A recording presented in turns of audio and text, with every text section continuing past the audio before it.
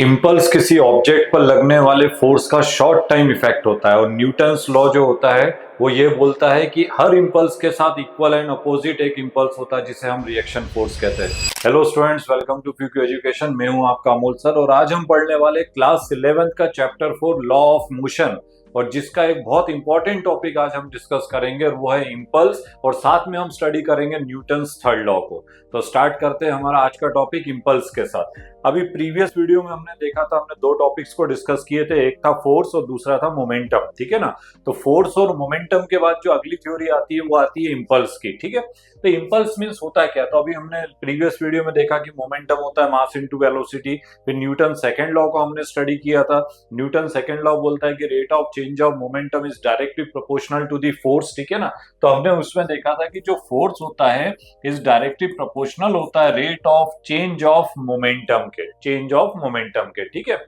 तो आप देख रहे हो इसमें कि जो फोर्स है वो डिपेंड करेगा rate of change of momentum के, ठीक है। और रेट वर्ड अगर आ रहा है मींस किसके ऊपर डिपेंड करता है, टाइम के ऊपर डिपेंड करता है। तो जो फोर्स की वैल्यू होती है वो हम टाइम के बेस पे उसको कंट्रोल कर सकते हैं, बिकॉज dt को अगर हम इधर ट्रांसफर करें तो f इंटू dt जो होता है इज इक्वल टू होता है किसके, dp के, चेंज इन मोमेंटम के, ठीक है। तो फोर्स जो होता है उसको हम टाइम के बेस पे क्या कर सकते हैं, बैलेंस कर सकते हैं, ठीक है ना। तो इस तरीके से हम देखते हैं कि to change the momentum of a body can be produce in the two ways, ठीक है ना। मोमेंटम जो है उसको हम दो तरीके से यहाँ पे प्रोड्यूस कर सकते हैं। Number one, by applying a force of small magnitude for long duration, ठीक है ना। स्मॉल मैग्नीट्यूड फोर्स की वैल्यू को कम कर दिया लेकिन टाइम ड्यूरेशन को क्या कर दिया, इंक्रीज कर दिया, ठीक है। या फिर by applying a force of large magnitude for a short duration, मतलब जो मैग्नीट्यूड है, फोर्स का जो मैग्नीट्यूड है उसको हमने क्या कर दिया, बढ़ा दिया, और टाइम ड्यूरेशन क्या हो गया, कम हो गया, ठीक है। तो फोर्स और टाइम को मैनेज करके हम चेंज इन मोमेंटम जो है उसको क्या कर सकते हैं, बैलेंस कर सकते हैं, ठीक है ना। तो इसी के बेस पे हमारी ये जो फिजिकल क्वांटिटी है इम्पल्स जो है वो बेस है, और वो ये कहता है कि इम्पल्स मींस होता क्या है, the total effect of force due to its application is called impulse, ठीक है ना। फोर्स के कारण जो उसके ऊपर जो इफेक्ट पड़ रहा है इसको हम क्या बोलेंगे, इम्पल्स। अगर हम उसको और इजी वर्ड में अपनी भाषा में समझे तो इम्पल्स इज इक्वल्स टू होता है force into time interval, force into time interval, ठीक है ना। तो वो इम्पल्स का फॉर्मूला हो जाएगा, impulse is equals to force, product of force and time interval के, ठीक है। दैट इज इम्पल्स को आप सपोज करिए कि हम जे से रिप्रेजेंट कर रहे हैं, तो J is equals to force into किसके इक्वल हो जाएगा, dt के, फोर्स इंटू dt के, ठीक है। तो इम्पल्स का फॉर्मूला हो जाएगा J is equals to f into dt के, ठीक है। dt means what, time interval की बात हो रही है, इंटरवल, और f क्या होता है, फोर्स के इक्वल होता है, ठीक है।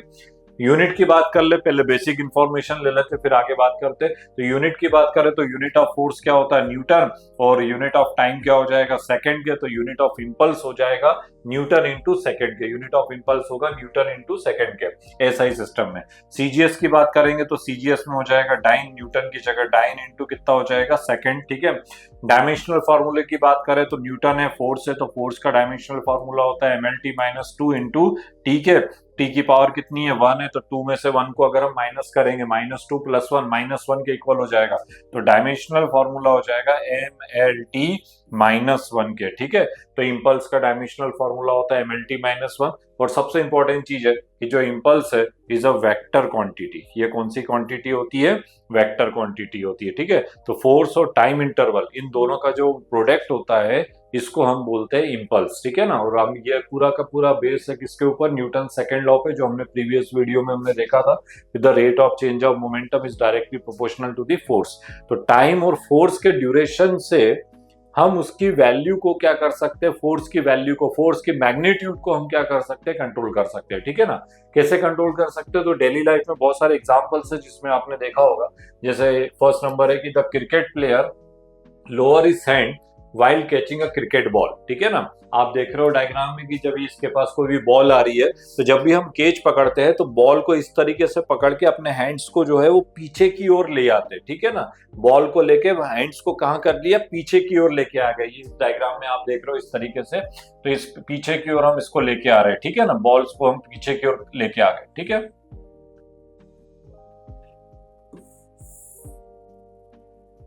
ये आप देख रहे हो कि हाथ में बॉल को ऐसा लिया और इसको हमने इस तरीके से पीछे लिया, ठीक है। तो पीछे लाने से क्या हुआ कि जब बॉल आ रही थी तो बॉल आके जब हमारे हाथ पे आई, ठीक है, तो वो वेलोसिटी थी और उसके वेलोसिटी को जीरो होने के लिए हमने टाइम इंटरवल को क्या कर दिया, इंक्रीज कर दिया। वो हाथ जब यहाँ से यहाँ पे आया तो टाइम इंटरवल की वैल्यू इंक्रीज हो गई, और जब टाइम इंटरवल इंक्रीज हो गया तो फोर्स की वैल्यू क्या हो गई, चेंज कम हो गई, बिकॉज जो rate of change of momentum होता है वो डिपेंड करता है किसके ऊपर, फोर्स के ऊपर, ठीक है ना।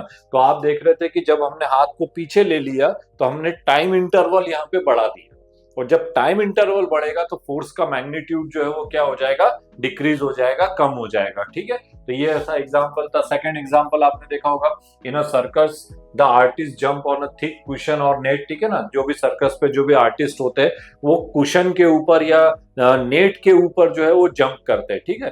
तो नेट के ऊपर जंप करने से क्या होता है कि जब वो जंप करते हैं तो जो उनकी वेलोसिटी है, जैसे ही जंप हुआ तो जो नेट है वो आप देख रहे हो यहाँ पे नीचे की ओर बैंड हो गया, ठीक है। तो नीचे की ओर बैंड हो गया मींस वेलोसिटी को जीरो होने के टाइम इंटरवल को हमने इंक्रीज कर दिया, और जब वेलोसिटी का टाइम इंटरवल इंक्रीज हो गया, ठीक है, जीरो होने का टाइम इंटरवल इंक्रीज हो गया तो टाइम इंटरवल बढ़ गया, तो फोर्स का जो मैग्नीट्यूड था वो क्या हो जाएगा, डिक्रीज हो जाएगा, ठीक है। तो इंपल्स की बात ही हम कर रहे हैं, impulse is equals to force into क्या होता है, टाइम इंटरवल के, ठीक है। तो अगर हम टाइम इंटरवल अगर हम इंक्रीज कर रहे हैं तो फोर्स का मैग्नीट्यूड यहाँ पे क्या हो जाएगा, डिक्रीज हो जाएगा, ठीक है। ऐसे ही एक और एग्जांपल यहाँ पे लिखा हुआ है कि the glass break when fall on hard floor but not on the soft floor, ठीक है ना। कोई भी एक कांच का ग्लास है, अगर सपोज करिए ये हार्ड सरफेस है और इसके ऊपर डायरेक्ट आके ये कांच का ग्लास जो है वो गिरता है, तो जैसे ही हार्ड सरफेस के ऊपर अगर ये गिरेगा तो उसके वेलोसिटी को जीरो होने के लिए आया, और जस्ट जैसे ही यहाँ पे टच होगा उसी टाइम पे उसकी वेलोसिटी कितनी हो जाएगी, जीरो। तो जैसे ही वो टच करेगा उसकी वेलोसिटी कितनी हो गई, जीरो के इक्वल हो गई, ठीक है। तो उस पॉइंट पे टाइम इंटरवल कम हो गया तो फोर्स का मैग्नीट्यूड क्या हो गया, इंक्रीज हो गया, तो जो ग्लास है वो ब्रेक हो जाएगा, टूट जाएगा। बट उसी ग्लास को अगर हम किसी कुशन पे, सॉफ्ट सरफेस पे अगर गिराते हैं तो जैसे ही वो इसके ऊपर गिरता है, इस तरीके से गिरेगा, तो कुशन जो है वो नीचे की ओर बैंड हो जाता है। कुशन कहाँ चला जाता है, नीचे की ओर बैंड हो जाता है, और कुशन जब नीचे की ओर बैंड हो गया तो उसकी वेलोसिटी को जीरो होने का टाइम इंटरवल इंक्रीज हो गया, दैट इज फोर्स का मैग्नीट्यूड जो था वो कम हो जाएगा, ठीक है। तो जो ग्लास है वो वहां पे टूटेगा नहीं। तो डेली लाइफ में हम देखते हैं बहुत सारे एग्जांपल्स है जो इंपल्स के ऊपर डिपेंड करते हैं। तो इंपल्स इज इक्वल्स टू होता है the product of force and time interval. Time interval को हम कम करेंगे तो फोर्स का मैग्नीट्यूड जो है वो बढ़ जाएगा। फोर टाइम इंटरवल को हम बढ़ा दिया तो फोर्स का मैग्नीट्यूड जो है वहां पे क्या हो जाएगा, कम हो जाएगा, ठीक है। और इसी को बोला जाता है इंपल्स, ठीक है। इंपल्स और मोमेंटम, इसमें एक रिलेशन होता है और उस रिलेशन को बोला जाता है इंपल्स मोमेंटम थ्योरम। इसको क्या बोलेंगे, इंपल्स मोमेंटम थ्योरम। क्या होती है impulse momentum theorem? According to this theorem the impulse of a force is equal to change in momentum, ठीक है ना। Impulse of a force is equal to change in momentum, ठीक है। जो impulse होता है वो चेंज इन मोमेंटम के इक्वल होता है। इम्पल्स को अभी हमने जे से रिप्रेजेंट किया था, is equal to change in momentum. Change in momentum means DP के इक्वल होगा, ठीक है ना। That is J is equal to DP. DP means what, change in momentum के, ठीक है। कैसे होता है इसको अपन प्रूव भी कर सकते हैं इम्पल्स मोमेंटम को, तो बाय न्यूटन सेकेंड लॉ से अपन इसको डिराइव करेंगे। बाय न्यूटन्स सेकेंड लॉ, ठीक है ना। न्यूटन सेकंड लॉ से देखे तो बाय न्यूटन सेकंड लॉ क्या कहता है, the force is directly proportional to rate of change of momentum. तो हमने देखा था एफ इज इक्वल्स टू होता है डीपी अपॉन डीटी के, ठीक है ना। प्रीवियस वीडियो में हमने इसको स्टडी किया था कि एफ इज इक्वल्स टू कितना होता है, डीपी बाय डीटी के। इस डीटी को यहां से यहाँ ट्रांसफर कर दिया तो ये हो जाएगा F into D is equals to DP. F into D is equals to DP के, ठीक है। फोर्स इंटू टाइम इंटरवल, और अभी हमने बताया आपको जब हमारा पहला टॉपिक ही था कि फोर्स इंटू जो टाइम इंटरवल होता है, ठीक है ना, इसको हम इंपल्स बोलते हैं और इंपल्स को जे से रिप्रेजेंट करेंगे। तो force into time interval is equals to impulse, तो इसकी जगह पे हम जे की वैल्यू पुट करेंगे तो जे इज इक्वल्स टू हो जाएगा डीपी के, ठीक है। तो impulse of a body, impulse जो होता है, इंपल्स ऑफ अ फोर्स जो होता है इज इक्वल्स टू होता है किसके, चेंज इन मोमेंटम के, ठीक है। तो बहुत बढ़िया कंसेप्ट याद रखेंगे। dt को यहाँ ट्रांसफर कर दिया, f into D T is equals to J, J is equals to हो जाएगा किसके, dp के, ठीक है। तो इसको बोला जाता है impulse momentum theorem. Impulse momentum theorem, ठीक है ना। और बहुत इंपॉर्टेंट है, कई जगह न्यूमेरिकल्स में अभी हम देखेंगे उसको कैसा यूज कर सकते हैं, ठीक है। अब हम पढ़ेंगे Newton's third law of motion, ठीक है ना। पहला हमारा टॉपिक क्या हो गया, इम्पल्स। सेकेंड टॉपिक हमने क्या डिस्कस किया, इम्पल्स मोमेंटम थ्योरम को देखा कि इम्पल्स इज इक्वल टू होता है चेंज इन मोमेंटम के। अब हमारा जो है न्यूटन्स थर्ड लॉ है। न्यूटन फर्स्ट लॉ हमने देखा था, if a body is at rest continue to be rest, ठीक है ना। न्यूटन सेकंड लॉ हमने देखा था प्रीवियस वीडियो में कि rate of change of momentum is directly proportional to the force, ठीक है ना। एंड न्यूटन थर्ड लॉ क्या कहता है, this law state that every action there is an equal and opposite reaction के, ठीक है। तो बड़ा अच्छा लॉ है, आपको याद भी होगा, क्लासेस छोटी क्लासेस में आपने देखा भी होगा कि every action there is an equal and opposite reaction, ठीक है ना। एक बुक है, आप देख रहे हो डायग्राम, इस बुक को टेबल पे रखा हुआ है, ठीक है। तो बुक को जब हम टेबल पे रखते हैं तो बुक का जो वेट है W, ठीक है, W is equal to mg, वो किस डायरेक्शन में लगेगा, डाउनवर्ड डायरेक्शन में, ठीक है। अब mg जिस डायरेक्शन में, एक छोटा सा कंसेप्ट है उसको समझिए, क्योंकि आगे हम अगला वाला जो वीडियो हमारा आने वाला है वो फ्रिक्शन से रिलेटेड है, तो वहां पे भी इसका यूज होने वाला है न्यूटन थर्ड लॉ का, बहुत इंपॉर्टेंट लॉ है। तो आप देखोगे कि बुक का पूरा वेट जो है वो कहाँ लग रहा है, डाउनवर्ड डायरेक्शन में लग रहा है। W is equal to mg कहाँ लग रहा है, डाउनवर्ड। जिस डायरेक्शन में फोर्स लगता है ऑब्जेक्ट उस डायरेक्शन में मूव करना चाहिए। तो अगर बुक को टेबल पे रखा है, टेबल का बुक का जो वेट है वो डाउनवर्ड डायरेक्शन में, तो बुक को कहाँ जाना चाहिए था, नीचे जाना चाहिए था, क्योंकि उसका वेट नीचे, फोर्स नीचे लग रहा है, तो बुक को नीचे चले जाना चाहिए। लेकिन बुक नीचे नहीं जा रही, बुक कहाँ पे रखी हुई है, टेबल के ऊपर इस तरीके से रखी हुई है, ठीक है। तो टेबल पे क्यों रखी है, बिकॉज वेट तो नीचे लग रहा है, ठीक है। तो यही एक रीजन होता है, यहीं पे न्यूटन थर्ड लॉ लगता है कि बुक का वेट अगर टेबल पे लग रहा है तो टेबल भी उसके ऊपर क्या करता है, सेम फोर्स अप्लाई करता है बट इन अपोजिट डायरेक्शन, ठीक है ना। और इसी को बोला जाता है Newton third law, every action there is an equal and opposite reaction. Book का वेट W डाउनवर्ड नीचे की ओर है, तो टेबल ने इसके ऊपर एक रिएक्शन फोर्स लगाया और ये परपेंडिकुलर अपवर्ड डायरेक्शन में होगा। और ये दोनों का मैग्नीट्यूड जो equal and opposite, direction opposite है बट मैग्नीट्यूड दोनों का कैसा, इक्वल है। तो दोनों फोर्सेस ने एक दूसरे को क्या किया, बैलेंस किया हुआ है, ठीक है। और यही रीजन होता है कि जो बुक है वो टेबल में किस पोजीशन में रहती है, रेस्ट में। अगर रिएक्शन फोर्स नहीं होता तो बुक को कहाँ चले जाना चाहिए था, नीचे चले जाना चाहिए था, बट ऐसा नहीं हो रहा है, बिकॉज टेबल भी उतना ही फोर्स उसके ऊपर अप्लाई करती है, जिसके कारण वो ऑब्जेक्ट जो है वो किस पोजीशन में रहता है, बैलेंस कंडीशन में रहता है, ठीक है। तो इसी को बोला जाता है Newton's third law, every action there is an equal and opposite reaction. हमारे डेली लाइफ में भी आप ऐसा देखोगे, बहुत सारे एग्जांपल्स है जिसमें हम देखते हैं कि न्यूटन थर्ड लॉ का हम यूज करते हैं। जैसे आपने देखा होगा, while firing a bullet from a gun, gun से जब हम किसी भी बुलेट को फायर करते हैं तो आपने देखा होगा कि जो बुलेट होती है, गन होती है, उसमें गन में पीछे की ओर एक जर्क लगता है, बुलेट आगे जाती है, बहुत फास्ट निकलती है, बहुत स्पीड से निकलती है, लेकिन पीछे की ओर एक जर्क लगता है, धक्का लगता है पीछे की ओर, ठीक है। तो पीछे की ओर धक्का क्यों लग रहा है, वो जर्क क्यों लग रहा है, बिकॉज बुलेट जिस स्पीड से आगे जा रही है, बुलेट के ऊपर आगे की तरफ फोर्स लग रहा है, तो वो जो बुलेट होती है वो भी पीछे की ओर एक क्या लगाती है, रिएक्शन फोर्स लगता है। तो आप देख रहे हो कि यहाँ पे बुलेट्स ने आगे की ओर गया, ये एक्शन हुआ, और every action there is an equal and opposite reaction, तो उसने पीछे की ओर गन के ऊपर एक रिएक्शन फोर्स लगाया, जिससे गन जो है वो पीछे की ओर, उसमें क्या लगा, जर्क लगा, पीछे की ओर वो धक्का लगा उस पर, ठीक है ना। और भी बहुत सारे एग्जांपल्स है, while swimming a person push water back, ठीक है ना। कोई भी पर्सन है और वो स्विमिंग कर रहा है, तो स्विमिंग करते समय क्या करते हैं, आपने देखा होगा कि वो अपने हाथों से जो वाटर है उसको पीछे की ओर क्या करता है, धकेलता है, ठीक है ना। हाथों से जो पानी है उसको क्या करेगा, पीछे की ओर धकेलेगा। तो जब वो वाटर को पीछे की ओर धकेलता है, पीछे की ओर फोर्स लगा रहा है, ठीक है ना। तो जब वाटर पे पीछे की ओर फोर्स लगाता है तो वाटर उस पे आगे की ओर क्या करेगा, रिपल्सिव फोर्स लगेगा। By Newton third law, every action there is an equal and opposite reaction के, ठीक है।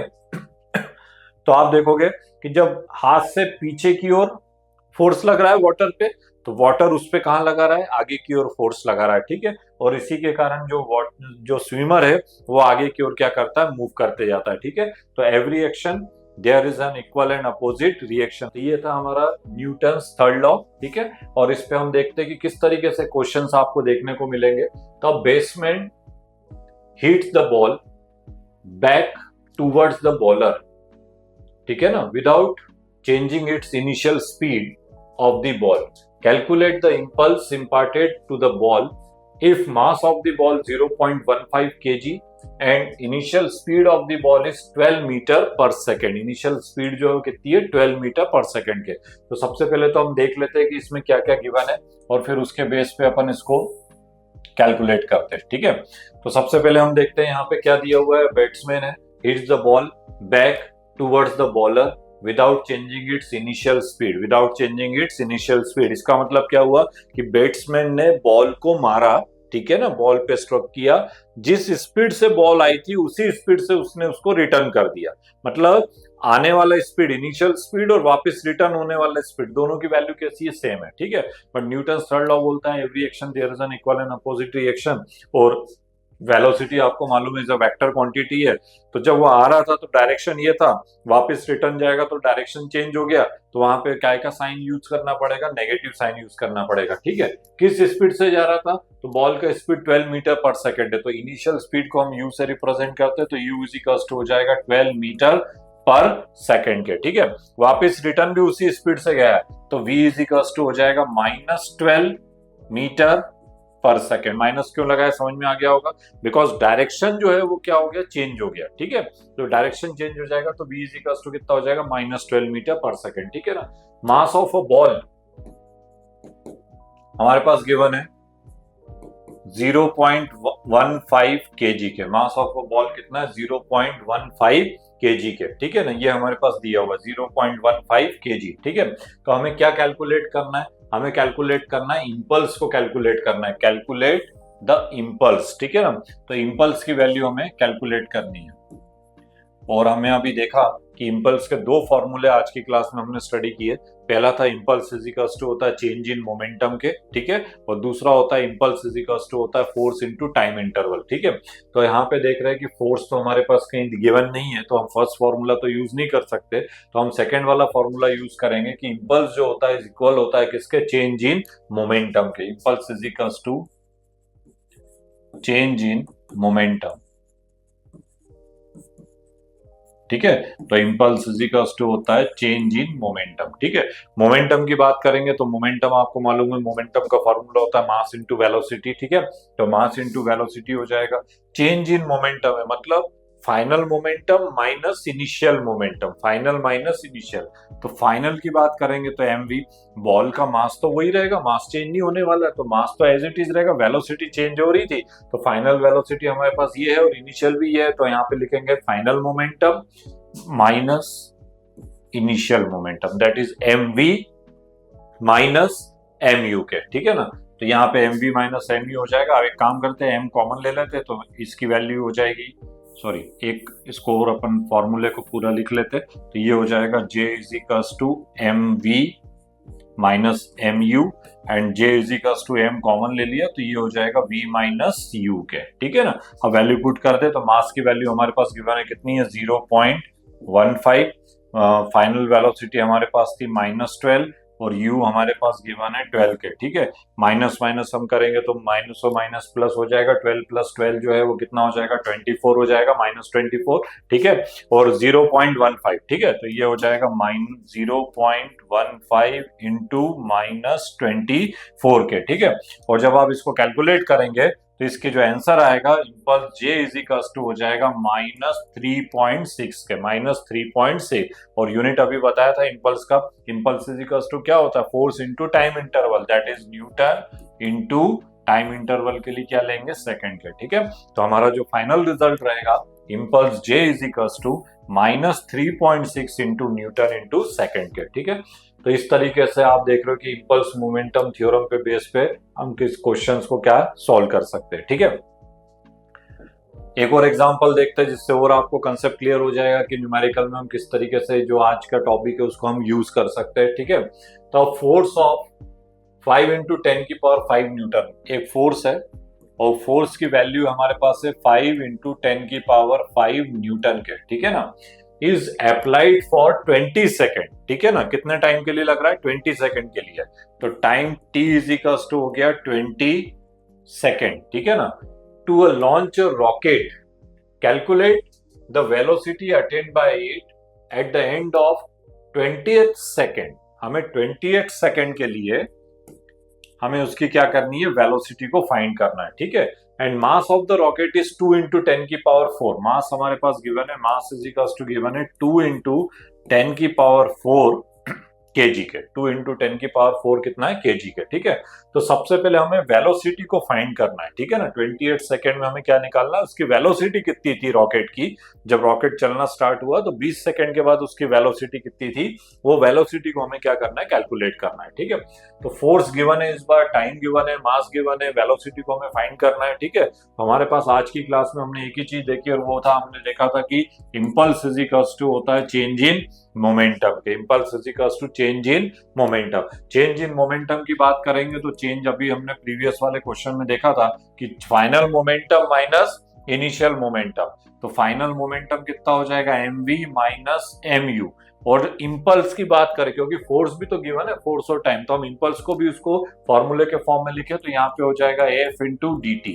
तो f into D T is equal to हो जाएगा mv माइनस mu के। ठीक है ना, तो यहाँ पे एक काम करते हैं, हमें किसकी वैल्यू चाहिए, हमें v की वैल्यू को कैलकुलेट करना है। ठीक है, तो हमें v की वैल्यू को कैलकुलेट करना है, तो पहले वैल्यू पुट कर लेते हैं। ये हो जाएगा 5 इंटू 10 की power 5 into D T. Time interval, time interval कितना गिवन है, 20 सेकंड के लिए कैलकुलेट करना है। ठीक है, दोनों में से m को कॉमन ले लिया, तो m कॉमन ले लिया तो हम डायरेक्टली इसमें वैल्यू पुट कर देते हैं। तो m कॉमन ले लेंगे तो m की वैल्यू, मास की वैल्यू हमारे पास गिवन है, कितना गिवन है, 2 इंटू 10 की पावर 4, ये मास गिवन है। और v माइनस यू, तो v हमें कैलकुलेट करना है, और इनिशियल वाला जो u है, रॉकेट जब शुरू में रहा होगा तो किस पोजीशन में रहा होगा, रेस्ट में, जब तो वो ऊपर गया तब उसकी वेलोसिटी इंक्रीज हुई। ठीक है, तो जो इनिशियल वेलोसिटी है वो 0 हो जाएगी, फाइनल वेलोसिटी है वो v के इक्वल हो जाएगी। ठीक है, तो हमें v की वैल्यू को कैलकुलेट करना है। v इसके साथ क्या है, मल्टीप्लाई में, v minus 0 that is v हो गया, और ये इसके साथ मल्टीप्लाई में। ठीक है, तो जो चीज मल्टीप्लाई में डिवाइड करेंगे तो डिवाइड, इधर ट्रांसफर करेंगे तो डिवाइड में आ जाएगा। तो velocity v is equals to 5 into 10 की पावर 5 इंटू 20 अपॉन 2 इंटू 10 की पावर 4 क्या।